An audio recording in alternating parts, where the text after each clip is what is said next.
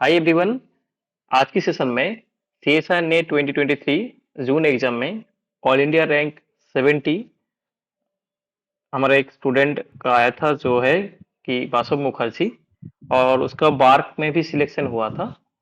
और उसका गेट में जो रैंक था 318, जेस्ट में रैंक था 400।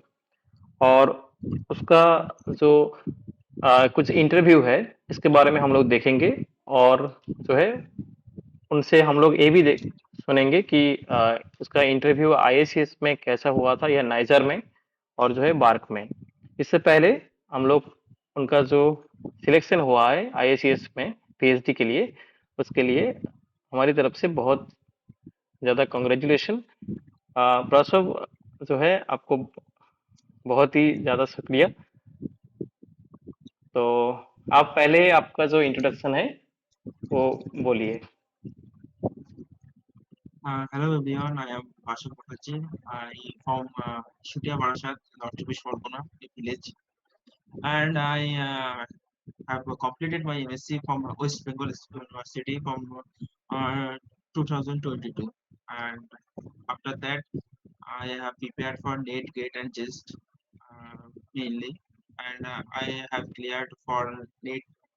Um, I got give the NET in 2022 June जो मुझे नेट हुआ था वो भी दिया था बट उसमें मैं क्लियर नहीं कर पाया था, मेरा फर्स्ट अटेम्प्ट था। फिर मैं इसके लिए जो नेट था 2023 में जून में मेरा नेट क्लियर हुआ, और मैं उसी साल गेट और जेस दोनों भी क्वालिफाई किया उसी वक्त। एंड अभी मैं आईसीएस में पीएचडी कर रहा हूँ, अंडर प्रोफेसर शुभम मोहितर।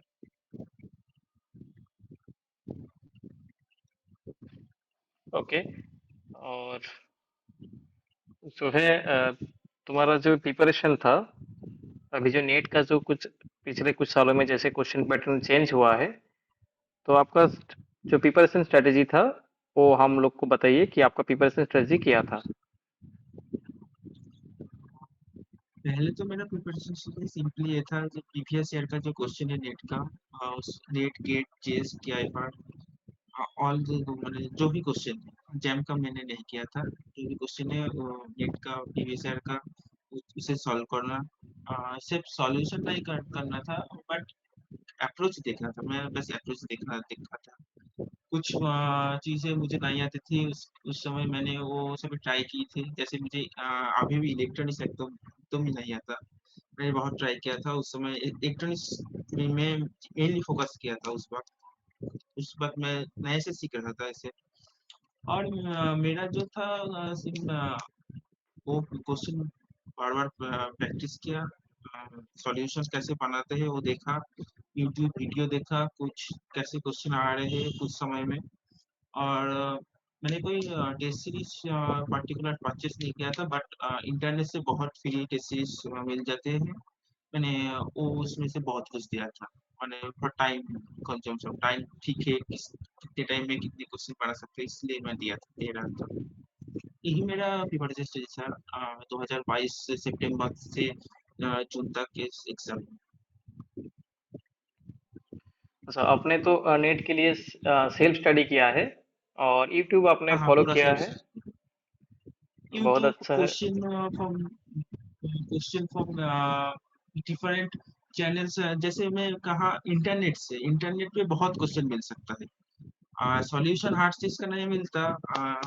लेकिन वो सब मैं यूट्यूब से खोजने की प्रचेष्टा करता था, कौन कहाँ से क्या मिल सकते हैं यही। बाकी सब मैंने इंटरनेट से क्वेश्चन किए, वहां से मैं यूट्यूब में सॉल्यूशन देखा, ऐसे ही मैंने प्रिपेयर किया। पर्टिकुलर अच्छा। कोई उसका भी ये नहीं किया, मैं सेल्फ स्टडी जो करती हूँ। अच्छा, तो ये जो प्रिपरेशन लेने के लिए कैसे स्टूडेंट पहले स्टार्ट करे, जो न्यू कमर्स है नेट का, अभी स्पेशली नेट आ, एग्जाम के लिए। मेरा मेरा जो मानना है सिंपली ये है कि नेट आप एमएससी में ही कंप्लीट कर दो, जो भी है। मैं जो मुझे पता है, मैं जब एमएससी कर रहा था उस बार कोविड चल रहा था, थोड़ी सी हम्म। प्रेशर शायद 3 लोगों को लगा कम था, बट तभी भी मैं नेट क्वालिफाई नहीं कर पाया। बट मुझे बाद में ये एहसास हुआ कि नेट एमएससी में कंप्लीट कर देना चाहिए, क्योंकि जब एमएससी हो जाता है उसके बाद क्या होता है, हम सारी चीज भूलना लग जाते हैं। तो टाइम, हाँ, टाइम के साथ भूल जाते हैं कुछ चीजें। भूल जाते हैं, बहुत चीजें भूल जाते हैं उसको नए से लेके याद करना। फिर जो चीजें मुझे नहीं आते वो अब फिर से ट्राई करना वो बहुत टफ होता है, मुझे ऐसा लगा। और पार्टिकुलरली टाइम भी वक्त समय थोड़ा था कि एक नेट हो गया सितंबर में 2022 में, उसके बाद दिसंबर वाला नहीं हुआ।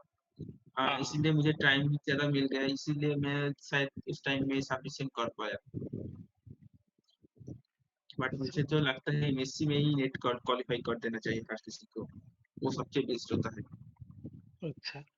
और जो है कि प्रीवियस ईयर सेम लगाइए या कुछ न्यू क्वेश्चन भी ट्राई करेंगे? नहीं, पीवीएस यार लगाना चाहिए सब किसी सार किसी को, क्योंकि उसमें क्या है तो आपको पता चल जाता है क्या क्या क्वेश्चन आया है।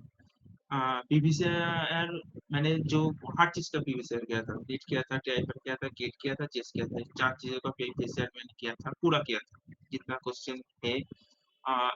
वेबसाइट एक फिजिक्स बाय फिजिक्स ऐसा एक वेबसाइट है, इसमें हर एक क्वेश्चन मैंने खोजा था। हम्म। और आपका जो चैनल है फिजिक्स गैलेक्सी, इसका एक फेसबुक पेज है, इसका लिंक मेरे मेरे एक प्रोफेसर से ने दिया था, क्योंकि कहा था देखो ये शायद इम्पोर्टेंट हो सकता है। उससे मैं यूट्यूब में गया और फेसबुक पेज से, और यूट्यूब में से आपका नंबर पाया, तभी आपका ग्रुप ज्वाइन किया, वहाँ पर भी बहुत क्वेश्चन था। उस क्वेश्चन को मैंने सॉल्व किया। मैंने जो नहीं पाया मेरे प्रोफेसर से कहा कि कैसे सॉल्व करते हो, ऐसे ही किया। मेरा स्ट्रेटजी यही था।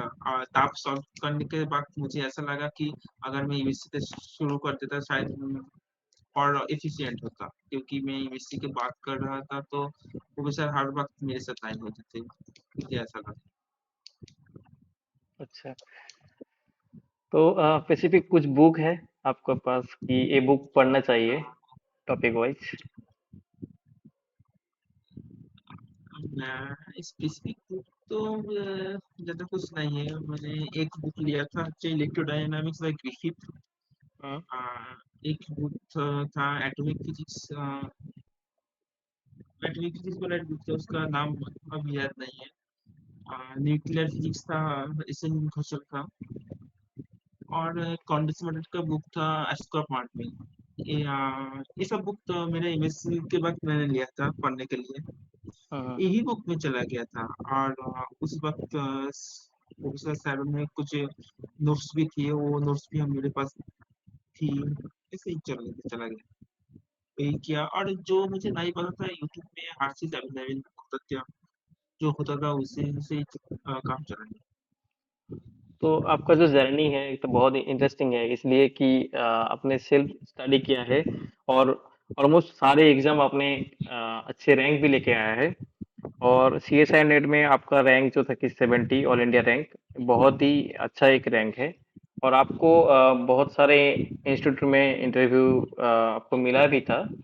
तो आपने अभी आईएससीएस कलकत्ता में पीएचडी कर रहे हो, तो आपका इंटरव्यू जितना हुआ है, तो उसमें आपको सबसे अच्छा इंटरव्यू किसमें लगा कि ये जो इंटरव्यू इसमें अच्छा इंटरव्यू हुआ था? मुझे तो पर्सनली पार्पल इंटरव्यू लगा था बहुत अच्छा हुआ, बट वो नहीं हुआ शायद। उससे भी ज्यादा अच्छा होना जरूरी था। और मैंने फॉर्म तो हाँ बहुत जगह में फिलअप किया था, लाइक सब आईआईटी में, नाइजर में फिलअप किया था। एक बार आईआईटी का मैंने जब फॉर्म फिलअप कर रहा था, मानो आईआईटी का फॉर्म अभी फिलअप करना चालू हो गया था, और मेरा नेट एग्जाम हुआ था जून में, तो जब फॉर्म हम्म। फिलअप कर रहा था मेरे पास सिर्फ गेट ही था, बाद में जेस्ट आया, तो उसके बेसिस पे मैं फॉर्म फिलअप कर रहा था। तभी मेरे पास नेट नहीं था। तो जो हुआ, आईआईटी में एक प्रोसीड्योर है, शायद सबको पता है। ये आईआईटी वाले वो क्या करते हैं, बहुत लोगों को डाकते हम्म। डाक के वो एक खुद का रिटन एग्जाम लेते हैं। हम्म। उसका एक काटा होता है, वो पास करना पड़ता है, फिर इंटरव्यू देना पड़ता है। ये आईआईटी का सिस्टम है। आईआईटी में मतलब सब इंस्टीट्यूट में। हम्म। कुछ ऐसे हमारे यहाँ पर कुछ एशियन बोस आईएसआई कोलकाता, इसमें शायद आईएसआई कोलकाता में भी ऐसा है। तो मेरा जो मैंने सभी जगह फॉर्म फिलअप किया था, मेरा IIT Kharagpur, IIT Kanpur, IIT Bombay, इस जगह में मैंने रिटेन परीक्षा दिया था। उसमें मैं पास नहीं हो सकता, उसका जो कट ऑफ था वो मैं क्वालिफाई नहीं कर पाया था। इस वजह से मैंने वहाँ पर इंटरव्यू नहीं दिया। आईएसएस कोलकाता में ऐसा कुछ नहीं होता। आईएसएस कोलकाता में डायरेक्ट इंटरव्यू होता है, तो मैं उस आईएसएस कोलकाता में डायरेक्ट इंटरव्यू दिया था। और हम्म। नाइजर में हुआ था, नाइजर वाला कट ऑफ मैंने पार कर लिया था, इसलिए वहां पर दिया था। तो जो इंटरव्यू का क्वेश्चन है वो बहुत पुराना है, मुझे ज्यादा कुछ पता मालूम याद नहीं है।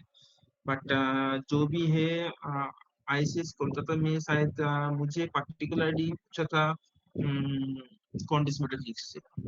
अच्छा। मैं एक्सपेरिमेंटल क्वांटिस मेटर में ही काम करना चाहता था, इसलिए उसने उसने सारे क्वेश्चन क्वांटिस मेटर से ही पूछा था, सारे सारे। अच्छा, तुम्हारा जो बार्क में जो सिलेक्शन हुआ था, मतलब जो इंटरव्यू हुआ था, वो बार्क एग्जाम क्वालिफाइड से हुआ था ना? गेट का जो हाँ हाँ, रैंक बार था का वही थे तो नहीं होगा, 318 था। वो ना ना वो अच्छा, तो बार्क भी आपको हुआ था? बार हुआ था, इंटरव्यू तो के लिए क्वालिफाई किया था। ठीक है, तो इंटरव्यू के बारे में हम लोग बाद में वो डिस्कस करेंगे। तो आपका इंटरव्यू का एक्सपीरियंस किया था, तो अभी जो है ना कि प्रिपरेशन तो कैसे लेना है कि प्रीवियस ईयर लगाना है आपको, ये मतलब लग रहा है कि प्रीवियस ईयर के साथ मैं एक सजेस्ट करूंगा कि एक शायद टेस्ट सीरीज होनी चाहिए, मैंने जिसमें आपको न्यू क्वेश्चन मिले, वो फैसिलिटी आपको होनी चाहिए। और क्या हो सकता है, आप इंटरनेट से भी कुछ आउटसोर्स कर सकते हो, क्योंकि न्यू क्वेश्चन जरूरी नहीं है। पुराने क्वेश्चन में उस टाइप का क्वेश्चन नहीं आता, न्यू क्वेश्चन हम्म। देखना है, उसके तरफ ही आपको अप्रोच करना पड़ेगा, उसको कैसे हैंड टैकल करता है ऐसे। क्योंकि मुझे जो 2 बार देखे जो लगा, क्वेश्चन पैटर्न कुछ चेंज हुआ है शायद। हम्म। मैं ऐसे तो 2 बार ही देखा, मैं कुछ नहीं ज्यादा नहीं कर सकता, बट मुझे ऐसा लगा। अच्छा, और उसका साथ मतलब पढ़ना कैसे चाहिए कि एक टॉपिक खत्म कर ले या प्रॉब्लम ओरिएंटेड करे? मेरा कोई ऐसा पर्टिकुलर शेड्यूल नहीं था। मैंने जो पहले ही कहा था, मेरा जो सबसे वीक पॉइंट था इलेक्ट्रॉनिक्स, मैंने वो पहले खत्म करना चाहा, बट बहुत बोरिंग लगता था मुझे। कुछ समझ नहीं आती थी पहले, फिर बहुत मुश्किल से समझा, बेसिकली और डिजिटल इलेक्ट्रॉनिक्स वाला पार्ट था। तो मैंने वो खत्म करने के बाद ही क्वेश्चन लगाई, क्योंकि अगर मैं खत्म नहीं करता तो मैं कुछ क्वेश्चन शायद देख के पढ़ जाता, बट मैं अंडरस्टैंड नहीं कर पाता क्या हो रहा है ना है। सो अगर कुछ टॉपिक आपको आती है उसकी क्वेश्चन लगानी चाहिए, और कुछ अगर नहीं आती है तो उसको खत्म करके फिर क्वेश्चन लगाना चाहिए, मुझे ऐसा लगता अच्छा, शॉर्ट नोट इम्पोर्टेंस है। है। बहुत बहुत बहुत मेरे पास खाते बहुत सारे खाते थे। पहले तो फॉर्मूलास लिख रखे थे, फिर कुछ शॉर्ट नोट लिख रखे थे, कुछ कन्वर्शन फॉर्मूला था, वो लिखा था। बहुत इंपॉर्टेंट है शॉर्ट नोट्स। अच्छा, तो देखो, अब ये बहुत अच्छा लग रहा है आपके साथ बात करके, और ये सारे लोग को देखना भी चाहिए, या जो है कि आपका जो जर्नी है ना कि कोचिंग लेना इतना इम्पोर्टेंस नहीं है, कि कोचिंग ना लेके भी रैंक हो सकता है। जैसे जो C S I NET exam है, तो देखो कि आपको जो करना है कि प्रिपरेशन एग्जाम जो भी हो उसके प्रॉब्लम रिलेट करके करना है। तो ये तुम्हारा जो तुम्हारा से हम टाइम लोग को टाइम जो मिल रहा मैनेजमेंट है। भी करना था, मैंने टाइम मैनेजमेंट भी करना पड़ता है, वो टाइम बड़ा फैक्टर हो जाता है टेस्ट में। उसका भी कुछ करना पड़ता है, जैसे कोई फ्री टेस्ट ले लिया, डेमो टेस्ट, उसका टाइम मैनेजमेंट करके आप खत्म करो, देखो कितना स्कोर आ रहा है। फिर एक हफ्ते बाद फिर एक टेस्ट दो, देखो कितना स्कोर आ रहा है, इम्प्रूवमेंट और डिसइम्प्रूवमेंट। ऐसे एक हफ्ते में एक बार देना चाहिए full test. I think full test देना ही सही है, टॉपिक वाइज टेस्ट देके पता नहीं कुछ होता कि नहीं, मैंने कभी टॉपिक वाइज टेस्ट नहीं दिया। टॉपिक वाइज क्वेश्चन किया फिर फुल टेस्ट दिया। गुड। तो अभी जो है आपके पास हम लोग ये अ, सुनेंगे कि आपका इंटरव्यू जितने आपने अटेंड किए थे उसमें स्पेसिफिक जो है कि बार या आईसीएस और जो है कि नाइजर, इसका जो इंटरव्यू का जो कुछ क्वेश्चन आपको याद है तो आप हमारे साथ शेयर करें कि ये बहुत ही इम्पोर्टेंट है। आपको क्या क्या पूछा गया था और आपने कैसे रिस्पॉन्स दिया था। इंटरव्यू एक चीज मैं खुद सजेस्ट करना चाहता हूँ। शायद आईसीएस वेस्ट बंगाल में है, इसलिए मेरा जो आप भी समझ सकते हैं, मेरा जो नाम है वो बंगाली से, हाँ थोड़ा हाँ। मैं बंगाली में बात करता हूँ। ये शायद मेरे आईसीएस में फेवर में गया था, बट बाहर जहाँ भी इंटरव्यू देना चाहिए इंग्लिश या हिंदी कुछ भी आना चाहिए, because language sometimes makes problem. मेरा जो वर्क में हुआ था, मैं उतना इंग्लिश में लिख सकता हूँ, बट फ्लुएंट नहीं हूँ बोलने बताने में। सो बड़ा प्रॉब्लम हुआ था, वर्क में हुआ था, नाइजर में हुआ था। सो जब आपको कुछ बोलना है, वो इंटरव्यू के जो इंटरव्यू आपको ले रहे हैं उसे समझ आना चाहिए, ये मुझे लगा इस दो इंटरव्यू देखकर। अभी थोड़ा बहुत मुझे आती है हिंदी, बट पहले जब दिया था थोड़ा कम आता था। सो इस इंटरव्यू अब जो बताना चाहते हैं वो शायद समझ में आना चाहिए, ये मुझे लगता है। और पर्टिकुलर क्वेश्चन मैंने जो कहा था, जो आईसीएस में मुझे पूछा था, totally conditional physics, nothing out of the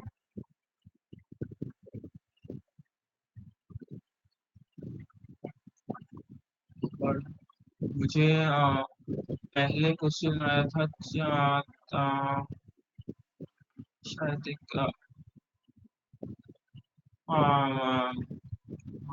question आया था, how four probe method is better to measure resistivity instead of two probe method. Hmm. मेरा एक फोर प्रूफ मेथड में क्या बेटर क्यों है टू प्रूफ मेथड से ज्यादा रेजिस्टिविटी मेजर करने के लिए, क्या होता है। उसमें थोड़ा डीप गया था, करंट कहाँ से होता है। एक अगर एक थिक सैंपल नहीं हुआ, थिन सैंपल हुआ, तो फिर करंट क्या हो, कहाँ से जाएगा। तब तब माने वॉल्यूम करंट डेंसिटी नहीं होगा, सरफेस करंट डेंसिटी होगा, ये सब वगैरह वगैरह पूछा था। ये मेरा आईसीएस का पहला क्वेश्चन था। आपने क्या दूसरा बोला था क्वेश्चन कि आप मतलब इसका रिस्पॉन्स क्या दिए थे। Response is four probe method में जो होता था, बाहर के दो प्रूफ से करंट जाता था और अंदर के दो प्रूफ से हम वोल्टेज मेजर करते वोल्टेज, हाँ। थे। तो बेसिकली जो लॉजिकल है, टू प्रूफ मेथड में क्या होता था, जहाँ से करंट जाता था वहां से ही वहां पर ही हम वोल्टेज मेजर करते थे। सो जो प्रॉब्लम होता था, जो कॉन्टैक्ट में एक रेजिस्टेंस तो क्रिएट होता था टू प्रूफ के लिए। जो कॉन्टैक्ट रेजिस्टेंस था वो काउंट में चला आता था।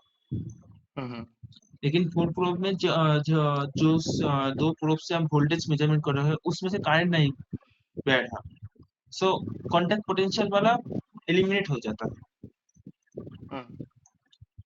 मैंने ये कहा था, बट उन्होंने कहा था this is the ideal situation, but this is in experiment there is nothing ideal. So voltage जो प्रोब है उसका माने वोल्टेज प्रोब का वोल्ट मीटर का पोटेंशियल इनफाइनाइट होना चाहिए, जिससे उसमें से करंट नहीं पहुंच। तो हम्म। उसने कहा था कोई भी प्रैक्टिकल वोल्ट मीटर का पोटेंशियल पोटेंशियल नहीं, रेजिस्टेंस इनफाइनाइट नहीं होता, तो करंट जाता है। तो उसको हम कैसे मिनिमाइज कर सकते हैं। मैंने इसका कुछ जवाब देना चाहा था कि इनफाइनाइट नहीं हो सकते, बट उसके वोल्टमीटर के सीरीज में अगर मैं कुछ ज्यादा रेजिस्टेंस लगा सकता हूँ, तो उसमें से करंट और भी कम जाएगा। तो मैंने करंट जितना कम जाएगा, कटना पोटेंशियल उतना कम आएगा। अ, हम्म। अ, तो रेजिस्टेंस हम जैसे मापते रेजिस्टेंस भी कम आएगा। यही क्या यही था। ऐसे मैं बताने की कोशिश किया। मैंने उसके बाद दूसरे क्वेश्चन में चले गए। उन्होंने जो इमीडिएट क्वेश्चन पूछा हिस्टैरिसीस लूप बनाने के लिए का पूछा था। हम्म। दैट इज फेरोमैग्नेट के लिए उन्होंने हिस्टैरिसीस लूप बना सकते हैं। हाँ, मैं बना सकता हूँ, तो बना के दिखाए। तो इसमें मेरे दो गलती थी कि मैंने जब हिस्टैरिसीस लूप बनी थी, इसका जो एरो है हम्म। उन्हें मैंने पहली बार में एरो नहीं दिया था। वो एरो हम्म। इम्पोर्टेंट है, कहाँ से जा रहे हैं कहाँ आ रहे हैं, ये एरो इम्पोर्टेंट था। और जब हम एक्स वाई एक्सिस डिफाइन करते थे, एक्स में क्या डिफाइन करते हैं, वाई में क्या डिफाइन करते हैं, ये हमेशा बता देना चाहिए। हम्म। ये दोनों उन्होंने बताया था, ये दोनों बताओ, तो मैं बता दिया था। ये मेरा सेकंड क्वेश्चन था। उसके बाद फेरोमैग्नेटिक इंसुलेटर में जो मीन फील्ड वाला एक्सप्रेशन था, H इक्वल टू पिलुला फंक्शन ऑफ सम H, ऐसा वाला हम्म। एक्सप्रेशन है, मुझे अभी याद नहीं है। हम्म। उस फंक्शन को उन्होंने लिखा था, बोले इस फंक्शन को पहचान। तो मैंने कहा फेरोमैग्नेटिक इंसुलेटर का मीन फील्ड थ्योरी से याद है। उनको उसने बताया कैसे समझे आप ये फेरोमैग्नेटिक इंसुलेटर है। तो उन्होंने जो किया था बिलर फंक्शन नहीं लिखा था, उन्होंने लिखा था H equal to tan hyperbolic some H function of hmm. H। तो मैंने वहां पर ग्राफ आकर का डाटा, मैंने इसका जो सॉल्यूशन होता है वो तो न्यूमेरिकल मेथड से होता है। पूरा ये तो नहीं कर सकते, कंप्यूट नहीं कर सकते मैथमेटिकली। तो मैंने ग्राफ आपके दिखाया था कैसे मैं इसे इसका मैग्नेटाइजेशन पा सकता हूँ, कैसे बस ये पूछा था। और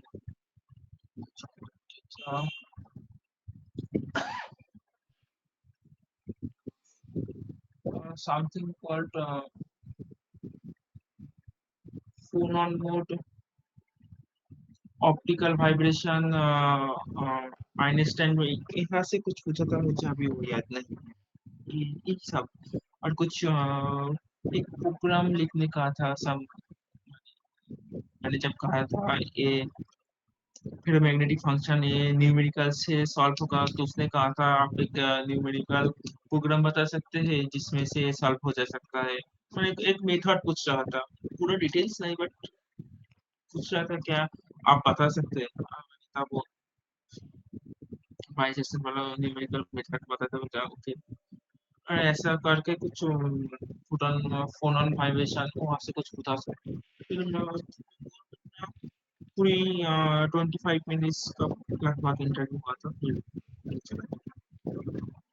फिर आपका वहाँ पे सिलेक्शन तो हुआ है और आपने फील्ड भी वहाँ से हाँ, अ, मेरा वहाँ पर हो गया, इसलिए मैंने बहुत जगह ट्राई और जगह ट्राई नहीं किया था।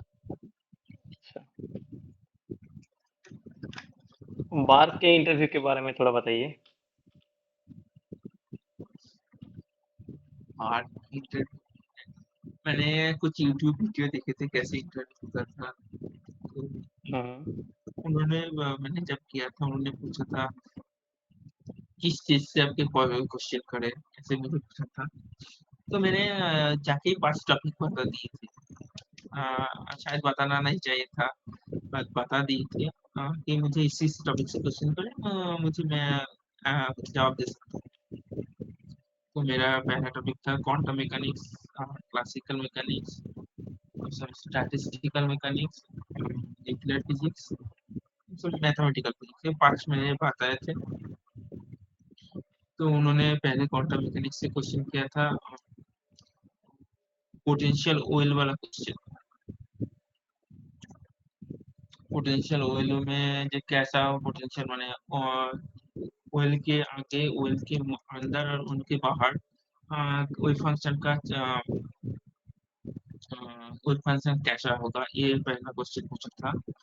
और ये जो वेव जाएगा इसका लैम्डा क्या होगा, कहाँ पर ज्यादा होगा कहाँ पर कम होगा, ये पूछा था। और भी इसमें कुछ और श्रोडिंगर इक्वेशन लिखने को कहा था तीनों रीजन के, ये भी कहा था। और करंट डेंसिटी हम कैसे कैलकुलेट कर सकते हैं ये पूछा था।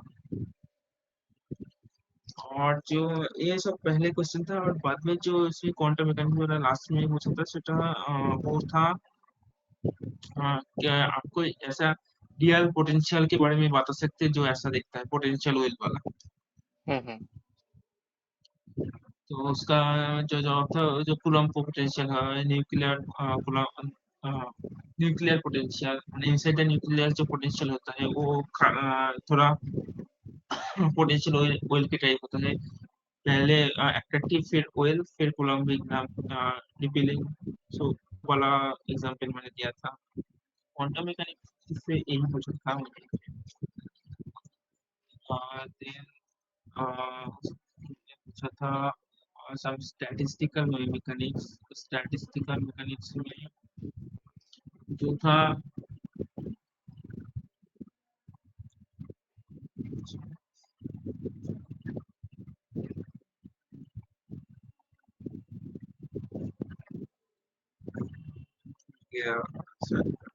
अभी याद है। ठीक है, ठीक है। बहुत दिन हो गया है। अभी याद नहीं स्टैटिस्टिकल से। उसके बाद न्यूक्लियर पूछा था। न्यूक्लियर में क्वार्ट्ज से लेकर रिलेटेड कुछ पूछा था। न्यूक्लियर पोटेंशियल कैसा होता है, मैंने कैसा होता है पहले पूछा था। और हम कैसे जान पाए कि न्यूक्लियर पोटेंशियल ऐसा ही होता है, ये हम्म। एग्जाम्पल कैसे ये पूछा था।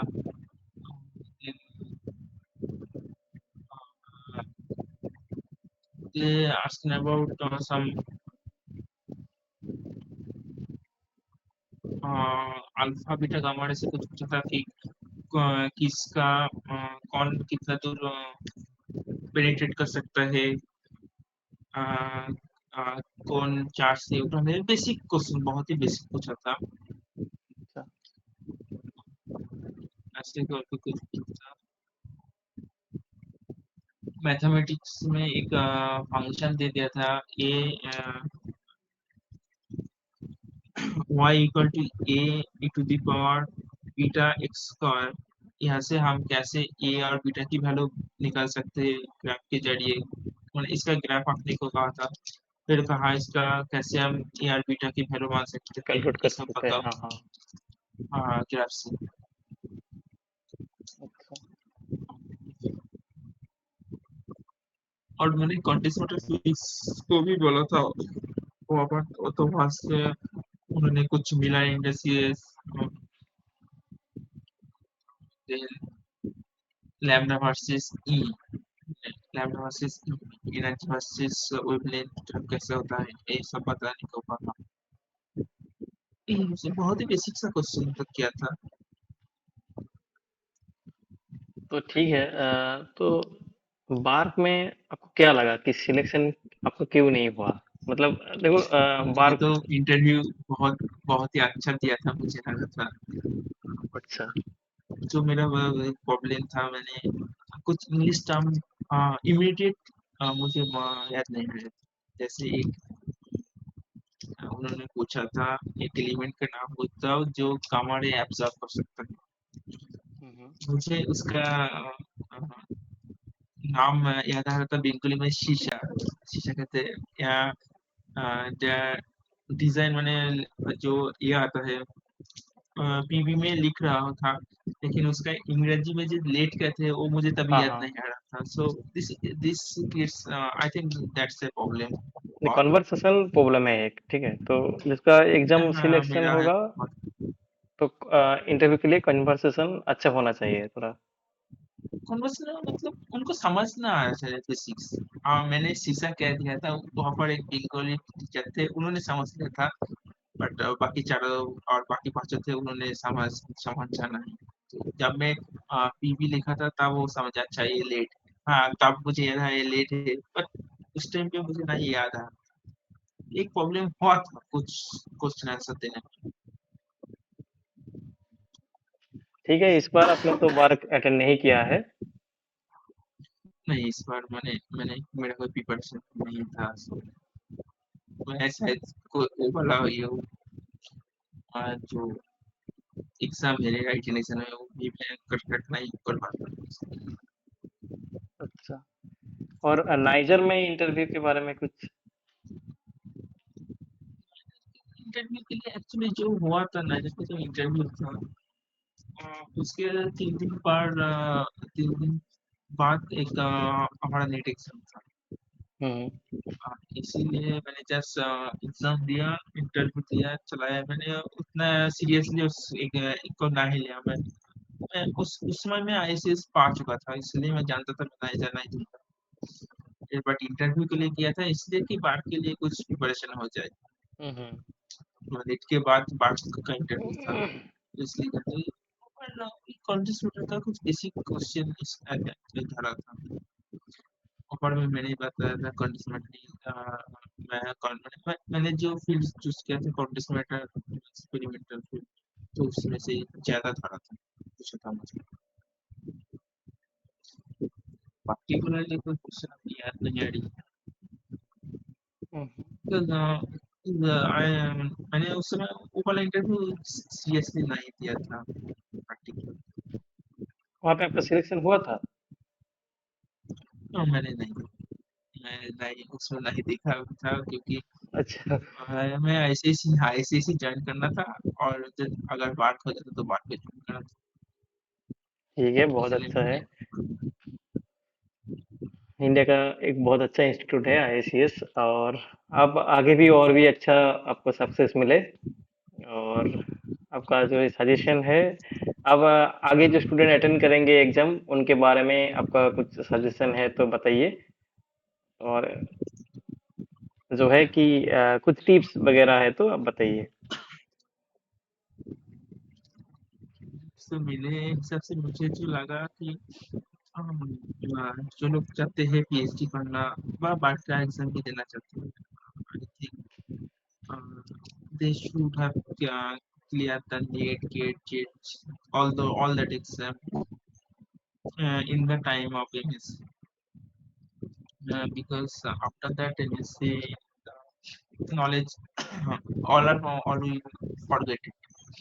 मतलब मुझे अभी पूछो, मुझे बिल्कुल कुछ याद नहीं, बस प्रैक्टिस नहीं है। और जो प्रैक्टिस रहता है वो बहुत टफ प्रैक्टिस करना पड़ता है कुछ याद करने के लिए।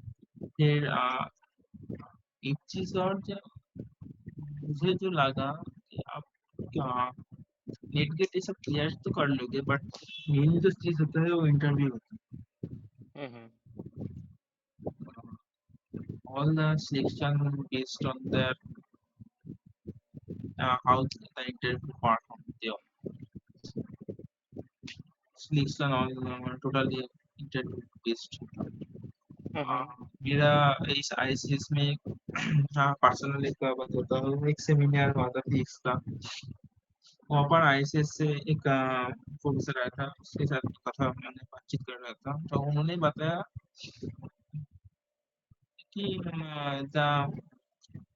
the rank is just the window to get in interview। Hmm. Interview देने के लिए वो एक window, but all the selection totally based on the interview, nothing there we didn't see the ranks। जैसे बात में होता है वो रैंक नहीं दिखता, जस्ट इंटरव्यू। हम्म। सो मेरा सजेशन ये है, जो भी चीज हर कोई सीख रहा है शायद समझ के करे ज्यादा तो अच्छा है। तो सिर्फ क्वेश्चन आंसर तो अटेंड करना ही चाहिए, वो विंडो भी होना चाहिए, क्योंकि अगर आप उस विंडो को पास कर मैंने अगर कुछ नेट को पास करेंगे फिर ही आप इंटरव्यू के लिए देना इट्स एलिजिबल है, तो उसे तो आपको पास करना ही पड़ेगा, लेकिन इंटरव्यू मैटर्स।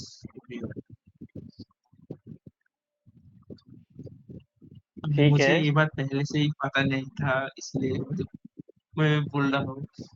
इंटरव्यू के लिए पहले से ही प्रिपेयर होना चाहिए, जैसे क्वेश्चन आंसर हम करते हैं, बस उसी वक्त से मतलब इंटरव्यू के लिए टॉपिक को पढ़ना चाहिए। थोड़ा डिटेल्स में पढ़ना चाहिए, ठीक है। कि क्वेश्चन भी। इंटरव्यू में देना चाहिए, एक दो mock interview is good at the first time, after rank this is interview, tough interview, तो ऐसा नहीं होता एक्चुअली। मैंने भी एमएससी में ऐसा सोचा था ये हो जाए फिर मैं पढ़ूंगा, नहीं हुआ मेरे साथ। टाइम गोस। ठीक है, बहुत अच्छा लगा, और भी आगे जो है आपका और भी अच्छा जो है कि सक्सेस मिले लाइफ में, और अच्छे करते रहिए। और थैंक यू इस सेशन के लिए। Thank you. All the best आगे के लिए, ठीक है। Thank you. Thank you. Thank you.